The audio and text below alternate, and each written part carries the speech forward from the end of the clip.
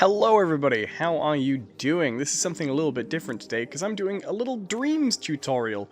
If you've never played Dreams before, it's a new game out, it's on PlayStation 4, it's kind of like a tool that helps you make kind of art, other games, interactive movies, whatever kind of thing you're interested in. If you're playing it, you know what it is. And I've recently been learning to use Dreams, and what I found is that I've been having a lot of fun sculpting if I kind of work on very simple little beginner sculpts, because there's so much to learn at once. And I thought I'd try and make some Dreams tutorials for you guys about what I've been learning, because I know there's a lot to take in, and I think having some kind of interesting bite-sized projects can be something a little different to work with. So I have been making little items of food, and I found kind of a nice little simple design for a cake that I liked, and I thought I'd show you guys how it works. Now I'm using the motion controller. This is my left hand, this is my right, because I'm left dominant. So if you're using the PlayStation controller, things might be a little bit different as to where things are. But what I'll do is I'll try and name the tools as I'm using them, so you can kind of find them on whatever controller you're using. And yeah, this is kind of like a basic sculpting tutorial, and something you can try that's nice and easy, and has a nice, easy sort of set of effects. So first things first, open up your tool sets, and we're going to go into Sculpt mode. Sculpt mode, and then we have all the sculpt tools. And the first thing we're going to do is we're going to bake a cake today. I say bake a cake, we're going to make a cake, which means we're going to go to our tool selection, and we're going to pick the stamp tool, because we don't want to smear it about too much. If you're still very new to Dreams, the smear tool does this, the stamp tool does this, one at a time. Just get rid of these for now. So we're going to use the stamp tool, and we're going to pick our shape, and we're going to pick a cylinder. This is going to be the basic shape of our cake, and we're going to do a chocolate cake, so let's get a chocolate cake color. I kind of like this interface, but I'm having to put my hands on some slightly weird angles, because... is that a bit dark for a chocolate cake? No, that'll be fine. I'm having to put my hands on some slightly weird angles, because my mic is basically here. If I wanted to move this over, I've got to kind of angle past my mic stand. So if you see me do some quite unusual angles, that'll be why. So we got a cylinder, chocolate brown, and we're going to make that the basic shape of our cake. Nice, simple beginning. We're going to change a few things, though. Firstly, we're going to change the texture of the cake a little bit. We've got default here, but we want something for cake. We want something rough. Cakes are not smooth. Or at least they shouldn't be. That'll be a nice basic cake shape. Cakes are pretty cylindrical, so we'll use that. You go up to finishes, pick a finish. I'm using rough, but you know, you can use what you want. If you want a shiny metal cake, you can have one. Don't know why you would. I'm gonna go with rough. So that's finishes, color tool up here. Pretty basic. If you haven't done any tutorials, you might want to do some basic tutorials of controls and stuff before we follow this one. And the other thing I'm going to do is I'm going to go over to guides here, and I'm going to put the grid snap on, just because the grid snap gets us nice simple angles. Now, don't need to worry about really where it is. We're going to just build it floating in midair for now, because that'll do. So there's our basic starting shape of a cake. Not really cake shaped just yet. So what we want to do is pick the stretch tool. And we're going to just make this a little smaller. Oh, do you know what? That's a bit too small. The reason for that is it's snapping to the guide, which is good if you want nice, simple proportions. But let's turn the guide snap off so we can get it exactly the kind of height we want it. What's a good cake height? That's a bit small for a cake. For a nice, substantial cake. There we go, that'll do. It's a nice sort of cake angle, I think. Pretty pleased with that. Good, good. There's our basic beginner cake section.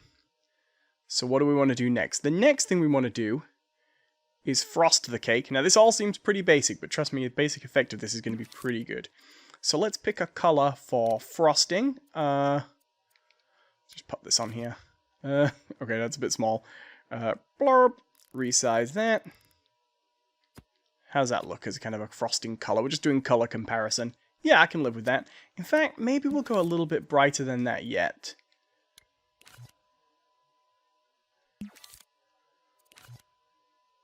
That's actually darker. Let's see. We could Could make a custom color for this. Whoop.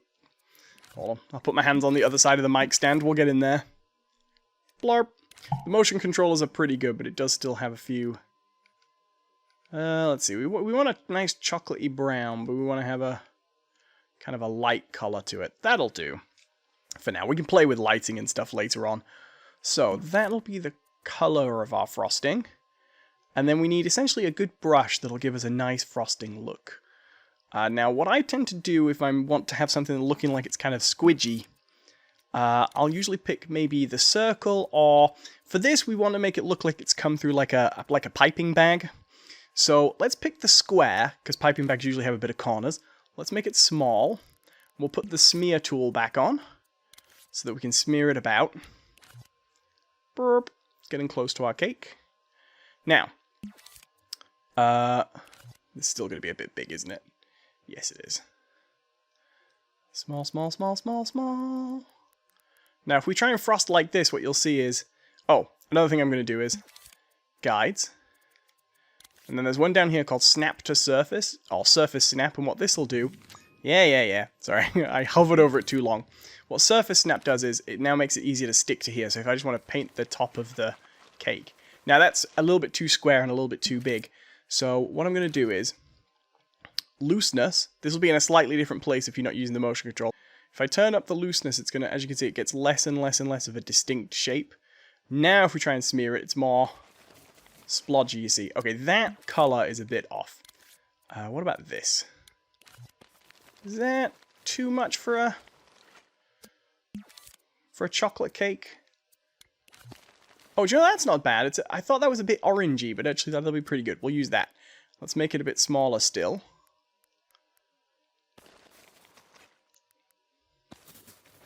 There we go, that'll do. I'll tell you what, let me, I'm not happy with that square shape either. Let's change that to, what about a triangle? Triangle, and then, again, up the looseness. Like I say, we want to have a kind of a, whoa, hello! We want to kind of have a proper splodgy kind of shape. Piping bag kind of shape. Okay, that's still too big, but that's more what we're looking for. There we go. Thing here. Now, if we just ice the cake on top. I might skip ahead, by the way, because this is just me doing fiddly motion control stuff. But you see, we have a little bit of an overlap with the cake now, which is good. You kind of want that if you can get it. A little bit of an overlap on the top, so the icing looks nice and splodgy. Now, this is a very heavily iced cake, you've probably noticed. Sticking out the sides there, actually. Normally your surface snap will kind of deal with a lot of that, but the tools can be a little fiddly if you're still working with just the smear tool. But here we go, we're going to have a very heavily iced surface. Now this is a little bit overkill on the top, but like I say, I want it to look nice and splodgified, like a messy, gooey chocolate cake. And that triangle, what we've got there is we've got sort of, it looks sort of soft and clumpy, but it also looks neatly like we did try and kind of ice all the way around. It went a little bit over the edges. That's the look we're kind of going for. I'm going to turn that around a little bit. And that snap to surface will help. Now, fill in the top of your cake.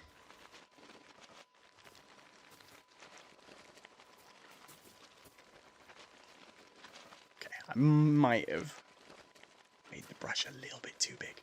That'll do. We got a little splodge of icing on the side there, but that's not too bad. So it looks... yeah, okay, that's not too bad. I kind of like that.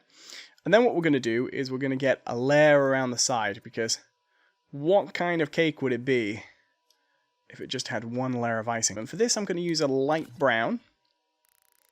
We're going to go with a tiny little tool here. I think I'm going to go with the circle. Let's make sure we still got snap to surface on. We do. That's fine. Let's go with just the standard sphere. We'll make it as small as possible. Zoom in a little bit here. And let's see. We want to kind of up the looseness again, because we want it to look like it's just kind of oozing out from the cake here. And then we just want to draw very neatly around the edge. Nice little layer. Now you could snap to the grid for this. if you wanted. Ooh, I think that's still a little bit big. Let's make it a bit smaller. We just want to have like a sandwich of cream inside the cake, that's all. Just keep turning gently. Burp. Just draw nicely. Like I say, this is the kind of thing that's going to be easier with move controllers than a controller. But if you're on a controller, I find what's easier is to actually just keep the point steady and actually just use the sticks to turn the object around. But on the move controllers, that's not quite as precise to do. See, the different controllers have different advantages. I definitely think for rotating objects, the move controllers are not as good as the just the normal PS4 controller. But I also couldn't have drawn this line as neatly as I wanted it with the... See what I mean? That's something I personally find a little awkward. The turning stuff around. I'd almost like it if I could have, like, the PlayStation controller in one hand and the move in another. Burp.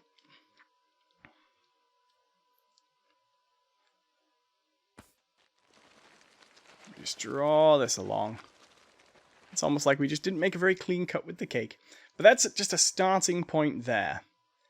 Already we kind of have a bit of a cake shape. I will say, I think I picked a slightly big brush for this. I'm very aware that I sort of wish I'd made that a little smaller.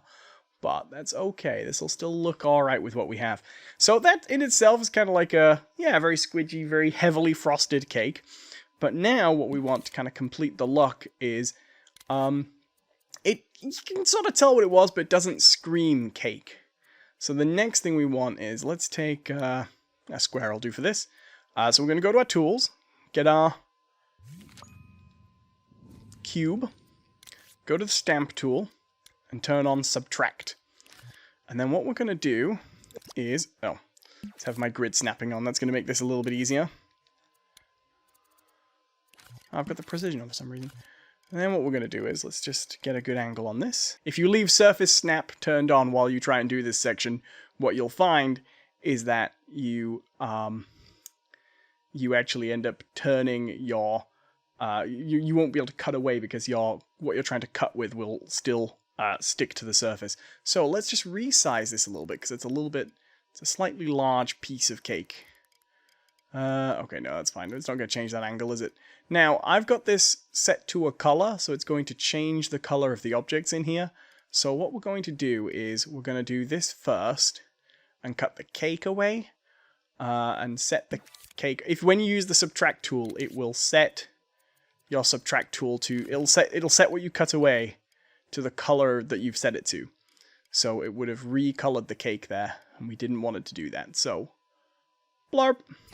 There we go, it takes away that section. And then let's change this to... we can use a slightly different color. It doesn't matter if it's 100% matched. It just needs to not be a completely different color is the most important thing. Let's make that grid a little coarser so we can get the angle in here. If you use the snap to grid, that's great, but you want to make it finer. I keep saying coarser when I mean finer. You want to make it as fine as you need it so you've got notches wherever you need them to be. Or in this case, it won't work. That's because I'm hitting the trigger on the wrong motion controller like a genius. There we go, so the icing's slightly different inside. So we kind of have a good setup for the cake here. All we're missing is one last thing. Just a little bit of our little cream on the inside. So let's get our tool back here. Pick the color. Take the subtract off. Pick the shape as a little circle. Put the snap to surface back on so we can just trace along the surface. And put the smear tool back on. Or the smear shape, I should say. And then... burp. Make it so it's about the same size as this. I think that'll do. And then let's up the looseness a little bit. Ooh, make sure we get a nice straight line out of that.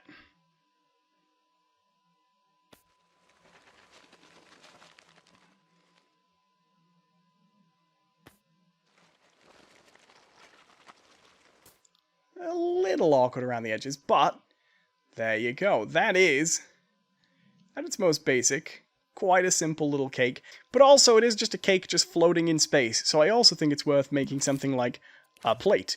And for this, what we're going to do is we're going to exit the sculpt mode.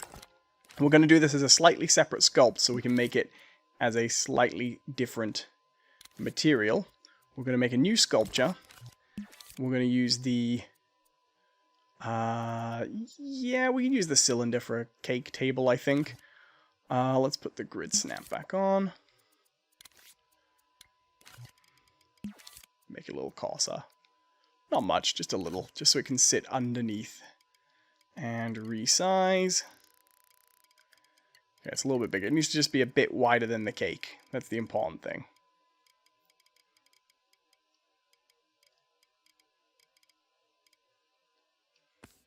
That'll do. Stretch tool.